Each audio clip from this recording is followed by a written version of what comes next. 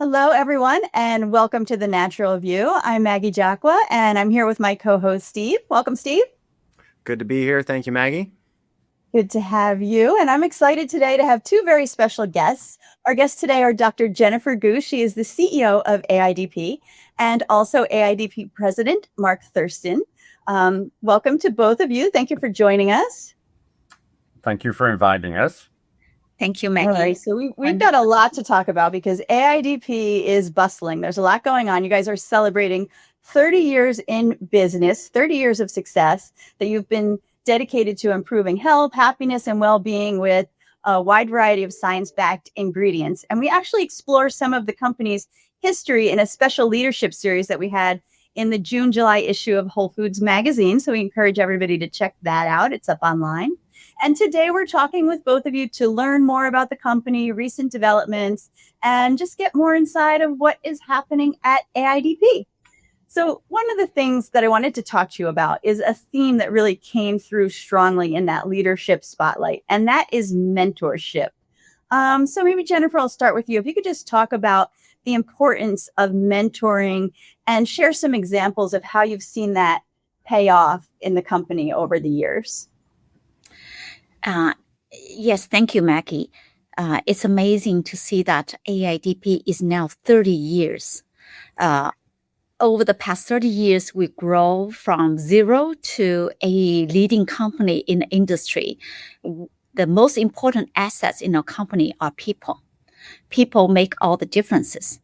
I think the important thing is that you treat people as your family, and that's what AIDP do. And you encourage them, give them the freedom to make decisions, and give them a future to grow. And that is tremendously important for our founder Edward and for me. So it has been something we have been sticking to for all these years, and our people are happy with where they are and feeling that they can make a contribution and their future is brighter, and they're excited to be associated with our products and proud in what they do. And that made all the differences. Absolutely. Mark, anything you want to add to that? No, yes, I agree with what Jennifer was saying. I think the key thing about Jennifer and Edward is through the mentorship, they've created new leaders. It's basically one of the most important things in our organization and the culture that we've developed about, taking raw talent and seeing these people succeed, not just at AIDP, but also in other roles in the industry. We have a lot of people who have a long tenure with us, on average over 10 years. But even when people have moved on for career development or for personal reasons, I think most of them have moved into positions of leadership within the supplements market. And the fact that we continue to do good business, develop new products with the people shows that they appreciate the experience that they've had with AIDP in the past. And ultimately, the legacy of any leader, and Edward was a big example of that, Edward Lee, is measured by the leaders that they leave behind, and that basically, mentorship is the most reliable way of building a legacy. Excellent. Yeah. And, kind of continuing on the theme of leadership, and this one's for Jennifer, and maybe you can start us off, but thinking about the growth that you and Dr. Edward Lee have achieved through the years, can you speak about if there's any aspect of his leadership that has made a lasting impact on your own leadership style? Yes. I think our company, as Mark mentioned, we enable people a lot of good leaders that coming out of our company. One of the ways Edward has done that really impacted me is that he always, first of all, he encouraged people to be successful. Okay, provide help to them to allow them to be successful. And most importantly, he's trying to look at the talent of this individual and try to give him the best role that can make him realize his talent, put his talent into use. Okay, so we had multiple examples that the person was hired in a different role and is not doing very well. And then he is trying to figure out, hey, what is the better role for this person to allow him to feel satisfied from his work, to use his talent and move to the person to a different role. And that is something, had really impacted how I try to empower people to make a difference. That's excellent. I want to I take. want to just to add a point on that is that we're known maybe by recruiters for having a personality questionnaire that everybody has to go through as part of the recruitment process. We get some surprises, but it has allowed us to position people in areas of leadership where their natural talent shines through. So somebody may be in research and development that actually shows a preponderance for marketing and sales. And so then we've been able to basically move those people or help them move over into more like business development and then marketing roles later on. So we've been able to help people in their career development by having a full understanding of their strengths even before they know their strengths themselves. I love that, and that flexibility of kind of really investing in the person. Like I've had that in my own career where there's something that I haven't thought that would be for me. And then you start doing it because you're put into it. And it's like, wait a minute, this is actually really great. I'm glad that I took on that challenge. And it's wonderful when you have a company that supports you in kind of that discovery and growth. So that's excellent. I wanted to kind of take a little walk through history here. So before we hit record on this, Mark and I were in the green room, the virtual green room, and we were talking about, through the years and how time flies. So Mark, for you, looking back over your career, what's something that you really thought early on, a leadership or just a business belief that you had that now, with a few more decades of experience under your belt, that has changed and you've come to see things in a different way? Well, I think as you get more experienced, I want to say that rather than get older, as you get more experienced, you appreciate the value of others more in achieving results. And as Jennifer was saying earlier, is basically we all have our own strengths. And if you have a good understanding of people's strengths and weaknesses, to rely on those strengths to actually counteract any weaknesses you may perceive that you have. So I think that's important. And building a strong team that can perform has been one of our successes. So you don't have to be brilliant to be a good team leader. And quite often, you can see this sort of like frustration in some real people with high intellect that why am I not the CEO of the organization? I'm way smarter than somebody else. And they, I think it's good as you get older, you understand your own strengths, your own weaknesses, and then the value that others can bring to working as a team to optimize or maximize performance. And I think I'm no longer that younger. I'm still pretty aggressive, but I'm not that person who was basically all about me. So it's now we rather than I would say. So Yeah. Fantastic. Wonderful. Mark and I have been working together for over 10 years, almost 10 years, right? Mm-hmm. And I think we're growing together. And it's wonderful. Yeah. Great. Well, let's shift over to ingredients. AIDP has spent decades evaluating ingredients. You're known to put research as a priority. And I'd love to hear more about how your company balances the dichotomy of, knowing that clinical research is very important, while maintaining the foresight and maybe intuition to spot the next big opportunity, maybe before it's been saturated in the market. Yeah, if you could speak to that.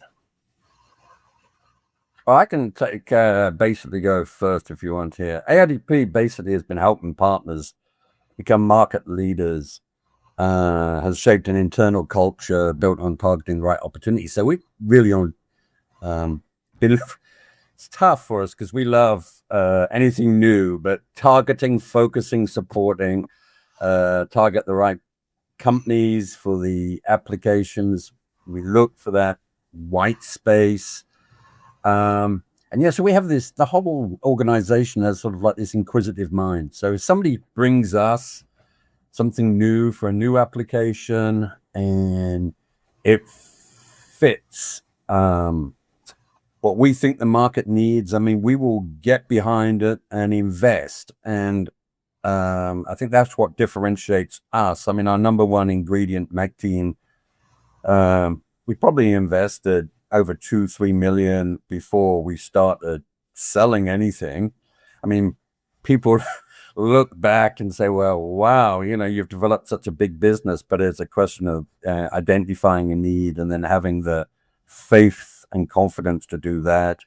We have a prebiotic ingredient as well that, it's taken us 12 years to really see it break through double-figure million sales, and now continues to rise.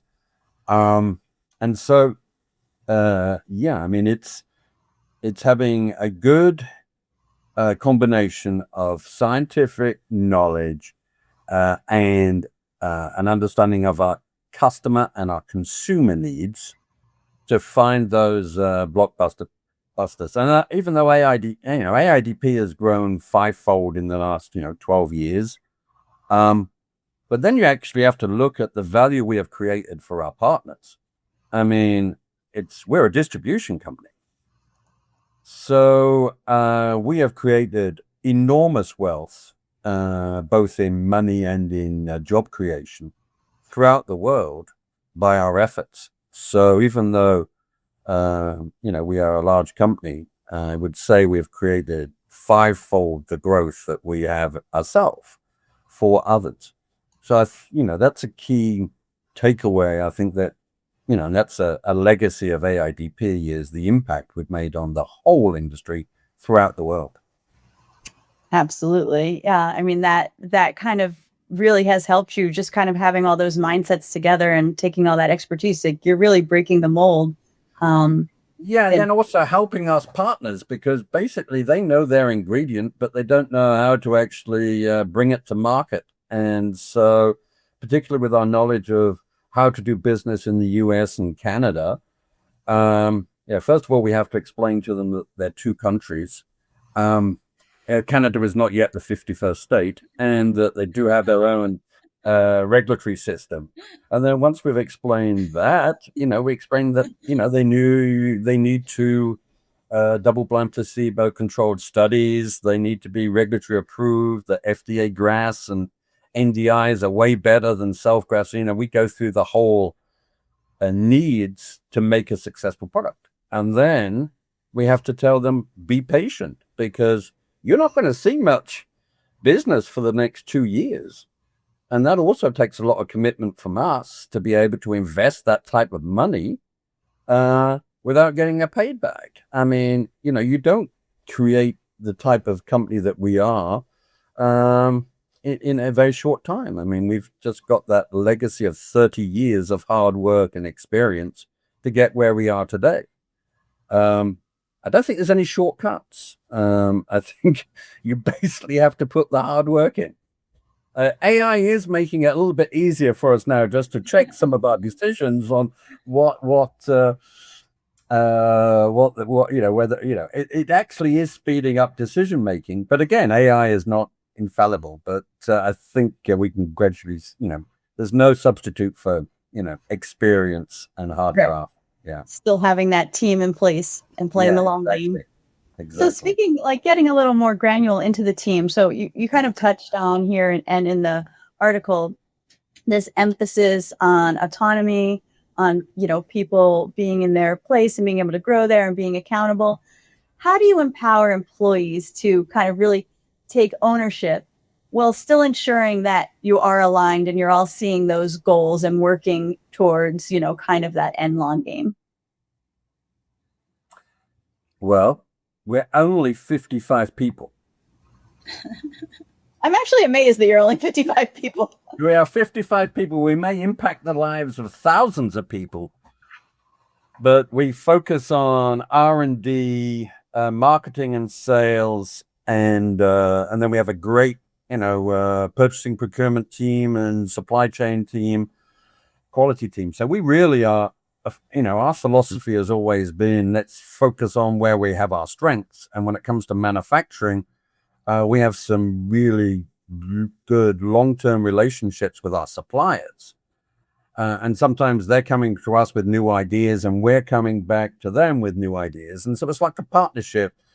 We don't view them as that traditional, us and them. I mean, we're just a continuation of their channel to market. And in fact, we have a certain expertise that they count upon. So, if they're bringing out a new clinical, the person that they're talking to is Jennifer's team because of the expertise she can provide. So how do we actually, we delegate responsibility on a regular basis. And then two, we talk, we have regular meetings, we have product review meetings, we have business performance meetings, and the team knows, their levels of authorization and autonomy. And we're just lucky that we can give them direction and they go out and do the role. And I would say we've got a lot of industry leaders who have done 5 to 10 years with AIDP who have gone on to run their own businesses successfully. Now, we feel a little bit, disappointed to see them go, but it's great to look back and have success. So, we have senior vice presidents at Novonesis that used to work for us. We have people who run their own companies and have their own contract manufacturing organizations that used to work for us. And we still have excellent relationships with them. No, we delegate. So, we see people maturing rapidly under our leadership. Yeah. Yeah, and you say you're lucky, but it's not really luck. It's the culture. It's the investing in that hiring process and finding the right place for people, and then kind of giving them the trust. And like you said, it pays back in loyalty. So that sounds like more than luck to me. I think that's some hard work that both of you are doing. Yep. And allowed your customers to become, as you said, market leaders. So maybe you both could take us through, some wins, a project, an initiative, a partnership that kind of stands out, and kind of some background to that. Of course, our best success story is MACT. Okay, as Mark talked about it earlier, MACT is a product we identified at a very early time, and we invested in we believed in the science of the product, and then we invested heavily into the products even before we make any money out of it. Okay, and we understand the science and we understand how it works. We believed in the benefit of the product. We tried the product ourselves, in fact. So we understand how it works. We understand the safety profile. We understand it's a wonderful, safe product with great science, has a great benefit, and most importantly, it opened up a new cognitive brain health function area. So all these means wonderful ingredient, but it also means that it's a new field and you need to invest to educate the market, educate the consumers, make it happen. Means that you have to invest continuously for many years, take the risk. And that is what we do. And we are willing to do that. And through many years of hard work, and we made a difference. Yeah, totally. I mean, I think in addition to Magtine, Jennifer and Edward launched their first collagen product in 2009. Okay.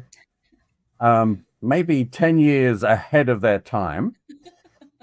Then, but look how big the collagen market is now. So if you look back on some early patents on the use of collagen for bone health, they've got Jennifer and Edward's name on. I think they saw a need for a successful prebiotic fiber in the US, which was used in Japan and China.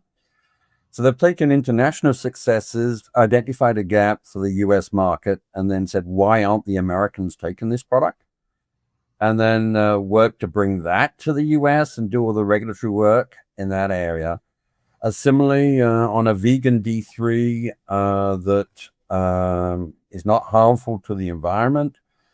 One of our key partners came to us. I mean, they were just two guys at the time who had an idea. They'd been to about 4 or 5 other distribution partners who said, who's interested in a vegan D3? I mean, really? So they came to us and we instantly saw the opportunity to convert D2 customers into D3 because many of the people who wanted a plant-based source of D were using D2. We know that D2 is less bioavailable than D3, has to be converted by the body.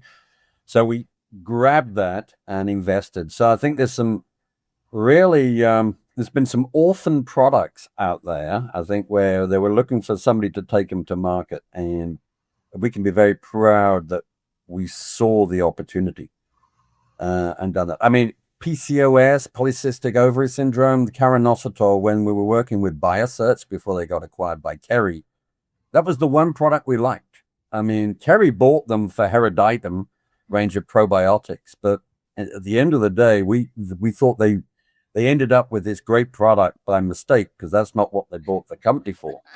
Luckily, we're still their key distributor for that product. But again, it's a... we saw the market demand even before some of these bigger companies saw the market demand and could build our position in that and show and prove ourselves invaluable to the supplier. Yeah, what a talent to spot those opportunities that are kind of like comes to mind, like somebody passed on Harry Potter or something, and now Exactly. Putting on like more of a reflective hat than looking back, I'm just curious, and Jennifer, I'll ask you this one first, and then Mark, you could tell us too. Like, so you've seen the industry grow, you've helped drive industry growth. What advice would you give to the people who are joining the industry now, who are newer, who maybe haven't seen all of the history, don't have all the perspective? So with what you've seen over the years, what would you like them to know? I think we are in a very exciting industry.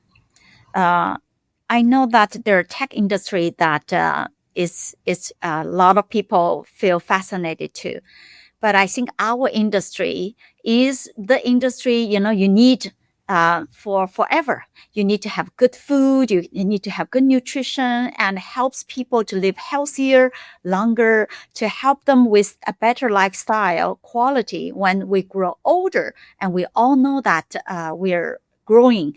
Living longer.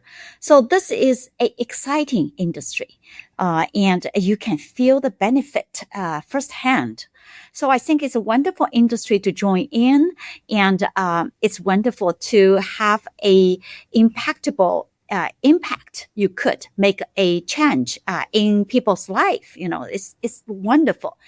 As a young person, when you join this industry, you need to be open-minded. Okay, you need to learn, have the attitude of learning, and to be open to new opportunities, to be have a willingness to help and to make a difference in people's life. With that kind of attitude, there's a tremendous kind of opportunity in our industry to allow young people to grow into the role that can either entrepreneur or senior management or just someone, a formulation, a scientist, to make a difference. And that will be a satisfying role for young people to join, to work in our industry and join our industry. Excellent. Yeah. How about you, Mark? Any words of wisdom for the newcomer? Well, I would agree with Jennifer there. I think what I would like to see is I'd like to see more of our, maybe university folks doing more science, way more science. I think, rather than becoming lawyers or marketing experts, I think you need more food scientists, more biologists, more chemical engineers in the US of A. I mean, we're very fortunate. We have a diverse workforce. A lot of these people, like myself, are immigrants. But yeah, I would love to have more people coming into the or when I recruit people into the organization, I would like to have to see more of them having done some type of science undergrad, even if they want to do marketing and sales now. Now we can help them, and that's some of the things that we've done. Is you can take somebody from R&D and move them through business development and then into marketing and sales. But it's always so much better if somebody has that scientific foundation, because what we're trying to do is improve quality of life and looking at mechanisms of action and explaining to the consumer, maybe in simple terms, why taking more D3 is good for them and why, magnesium is so important. And the next one will be why zinc is important for health.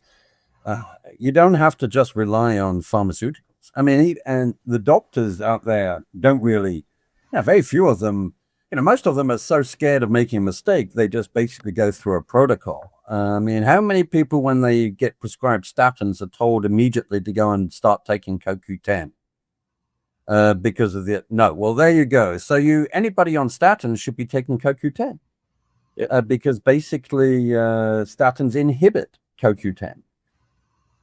So, I mean, it's So science. I think you can teach a scientist to do marketing. You can't always tell somebody who's in marketing and sales about science. That's fair. Definitely resonate with that personally, because as a licensed nutritionist, my background is in human nutrition, and I kind of got into the industry through a marketing role. So definitely resonate with that, and just your overall kind of nutshell of kind of a future looking or of the industry as a whole. But looking ahead and thinking about maybe legacy over the next 30 years, Mark, Jennifer, if you can kind of speak to how you both maybe hope your legacy will influence not just your company, that's kind of a given, but the natural products industry. So I would say, as far as we are a very good advocate for the industry. Okay, we give back. We're big supporters of the Organic and Natural Health Association. I've just been appointed president of that organization, so there's some recognition. We also work with Natural Products Association, ARPA, so the Herbal Association, ABC for American Botanical Council.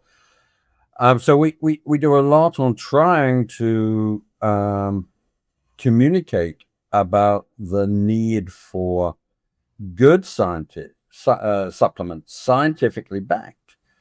So that we can, certainly work on government lobbying around, maybe allowing it, looking for these platforms like Amazon to take a more responsible approach to what they sell, because it reflects badly on the whole industry. And what happens is the FDA comes out and says, we need more legislation. And then guess who does the work on adhering to this legislation? It's the good, the good guys in the industry who end up spending more money making sure that the practices are in place, and the people who are infringing patents or putting counterfeit on Amazon and stuff like that, they carry on doing the same because they do not care. So I think, in addition to bringing great ingredients to market, which is a fantastic legacy, and continuing to do that, I think some trying to give back to the natural supplement space in making sure that there's responsibility on people who are selling supplements, like these platforms. I'm not for giving the FDA even more powers, because, they, over legislation is just going to harm the good actors anyway. But I mean, something needs to be done on these online platforms. iHerb do a pretty good job. They've, there's Dr. Michael Murray oversees, what supplements go on their platform. Amazon, every day, it's like whack-a-mole. I mean, you're basically seeing another product that's on there that is and shouldn't be on there. And so, anyway, so I think, in terms of bringing the, a legacy of being known to have brought these products to market, I think is important. They've become household names with our brands. And then secondly, continue to fight to get these online platforms and, whether it's TikTok or whatever, to get some responsibility for what they actually put online and they're selling to the consumer. Because some of these, the best thing is that the product does nothing. Okay. The worst thing is that it actually provides harm. So. Right. Excellent. Yeah. Clean up the garbage. So how about you, Jennifer? Yeah, I absolutely agree with what Mark said. I think we started about doing the right thing. Our philosophy of choosing the products are first, safety, number one. Okay. Second, effectiveness. Okay. With that, and we try to pick the right product, and we try to do the right thing, bring real benefits to our consumers. And in the meantime, we also give back to our community. In addition to try to do the right thing, to help with the discipline of our industry, self-discipline of our industry, we also gave to Vitamin Angel for decades. We gave to many of the organizations that does the right, good things for our industry. And going forward, I think we are not only going to continue these efforts, we're business-wise, we want to make, as Mark mentioned, want to make our brands, Mactin, Pretix, VK4, all these are household name, but we also want to continue promote the right behavior for our industry. And going forward, we will continue and increase our contribution to reward, giving back to our society, our nutrition industry. So that is what we envision for our future. Excellent. All right. Well, before we part ways, I want to just keep looking ahead for a little bit. Is there anything on the horizon that you want to talk about, something you're excited about, or what the industry should kind of be watching for, coming up ahead? You mean in certain trends? It could be a lot. I think you guys have so much. Eden. Yeah. So I think that the next couple of trends is, so what I did in my 20s and 30s, people are now trying to do between the ages of 35 and 40. So I think the today's adults are basically trying to put 20 years worth of life in 5 years and expect everything to go to plan. Okay. And so that's led to some major issues in terms of male and female sexual health, fertility. So it is going to continue in that, we talk about neurohacking and basically the next, longevity. So we now see people with NMN, calcium AKG, NADH, all these types of longevity products. So yeah, I think it's the things that we're really working on is longevity, to have a longer active life, and then the second thing is helping these people who should have done stuff in their 20s create a family life in their late 30s. So it's it's an ambition, but I don't want everybody going to IVF. I mean, I think there are some nutrients. I mean, we have a brand new zinc product that we're launching, or we've just launched lysine glutamate rather, which has got the first new zinc product to be really launched out there since OptiZinc, for both. There's some benefits for brain health, for obviously sexual health, and that's the basic thing with this product is, or the problem with zinc is it has a short half-life in the body, and so this new form basically extends the amount of zinc stays in the blood, and therefore allows the body even more time to actually use the zinc as it goes through the body. So I mean, we all want to have a longer active life, so that's where we're really focusing now, is in these making us all more active at an older age. So 60 is the new 40, as I say. Excellent. So we're still young. Hopefully. I absolutely agree. I think longevity and to living a healthy life in an older age are one of the most important trend for supplements development in the future. And we have many exciting new ingredients in that area, especially addressing one of the most important longevity is brain longevity.